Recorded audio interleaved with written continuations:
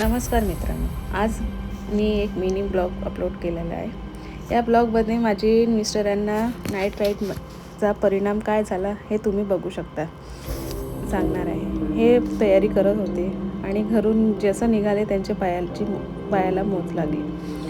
माझी सासू त्यांची पाय मालिश करून देत आहे आणि मग ते निघाले नाईट राईड झाली। मॉर्निंगला ते थांबले कुठेतरी फोटो सेशनसाठी, मग निघाले अजून ब्रेकफास्टसाठी निघाले आणि मस्त एन्जॉय करत निघत होते।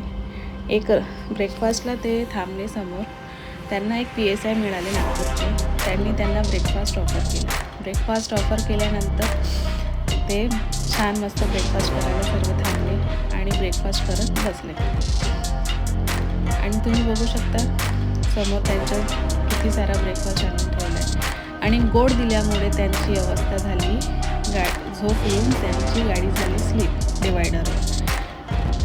हेल्मेट निघाला आणि डोक्याला खूप मार पडला, आणि ते पण इंटरनल मार होता। कुठेही बॉडीला मार नाही आहे, फक्त डोक्यालाच इंटरनल मार आहे।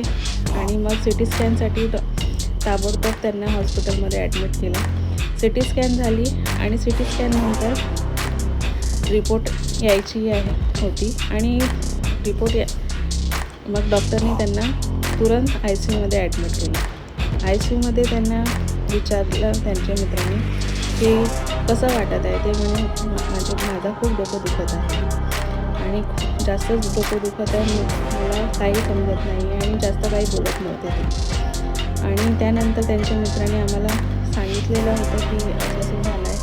मी नागपूरवरून तुरंत आमचा एक रायडर होता, त्याच्यासोबत मी कारने, माझ्या दिरासोबत अजून एक रायडर होता, त्यांच्यासोबत मी नागपूरवरून 12 वाजता निघाली आणि 4 वाजता बरोबर आम्ही अकोला क्रॉस। मग आम्ही 4 वाजता अकोला पोचलो। अकोल्यावरून आम्हाला जायचं होतं पारोडा। हे ॲक्सिडेंट झाला होता पारोडा, धुळे आणि जळगावच्या मधात।